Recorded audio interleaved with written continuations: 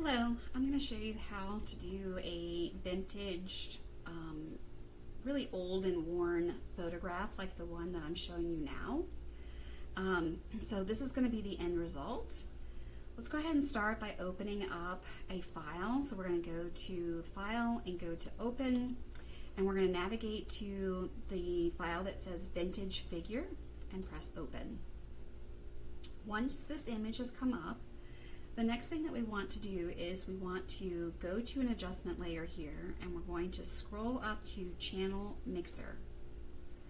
Once we have the Channel Mixer open here, we're going to go to Monochrome like this and turn that on. And then I'm going to make some adjustments here. So in the red, I'm going to do 20. I'm going to leave the green at 40. I'm going to adjust the blue to 26. And the constant here, I'm going to do -10, like that. Okay, but you know, this is not critical. I just made these adjustments here because of what I wanted the outcome to look like. So again, whenever you're working on an individual image, you don't want to use these specific numbers. You're just going to adjust it as you see fit. Okay.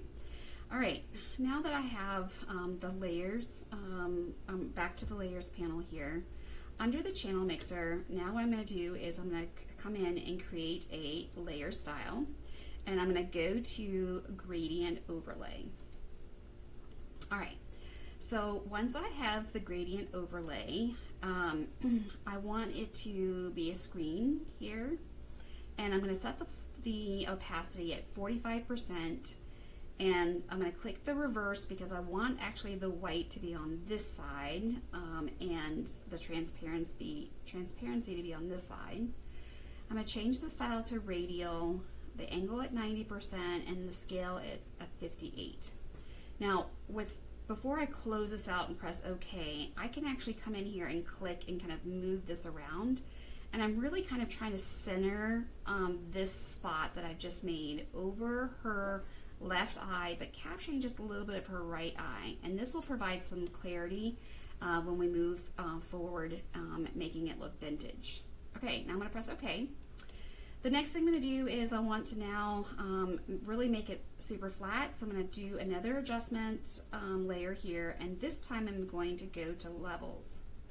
Now with my levels here, I'm going to make some adjustments here.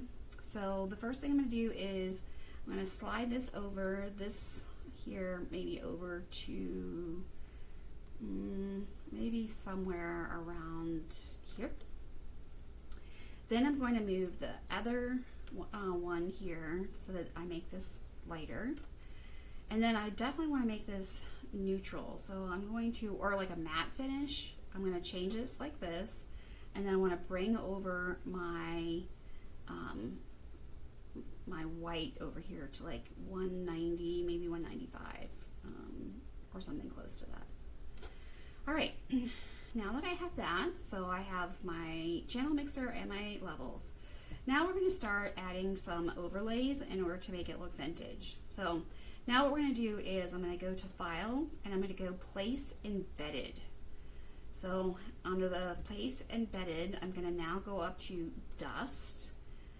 And I'm actually going to select Dust 14, and I'm going to place that. And when it comes in, it's going to be smaller. And because this is just going to give it a texture, I don't need it to be perfect as far as like keeping it proportional. I'm actually going to stretch this. But I also want to make sure that I have turned the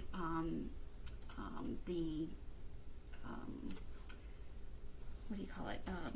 The lock right here. I'm going to turn it off so that I can stretch it. So you see how I can stretch it now.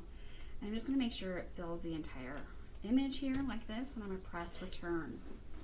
Now what I'm going to do is I'm going to change the blending mode here to, you could do screen, which makes it more subtle. I'm actually going to do linear dodge add just for now. Let's just see if we are going to like this. All right, and then now what I want to do is give it some like an old paper. So I'm going to do the same thing again where I go look for an image. I'm going to go to Place Embedded, And now what I'm going to do is I'm going to go to vintage paper, and then I have two papers in here. I'm just going to click the space bar so I can see which one I'm selecting. I'm going to do the vintage paper 2 first, and then I'm going to do the same thing where I'm going to stretch it to fill the back here. And then here what I'm going to do is change the blending mode from normal to overlay. And then once I have done that, I'm going to change it to 50%. All right, and then I'm going to press return so that it's accepted. And then I'm going to do it one more time just because I want to give it even more of a vintage. And I'm going to now do vintage paper 1. I'm going to press place, and I'm just going to repeat the same thing where I'm going to change this to overlay, and I'm going to change it. It looks like the 50% is already, actually I need to put 50% here. And now you can see that I have a beautiful vintage image that looks a lot like what we might actually find if we were looking through old photo albums at our ancestors or just old photos in general. So we have this really nice vintage photo style.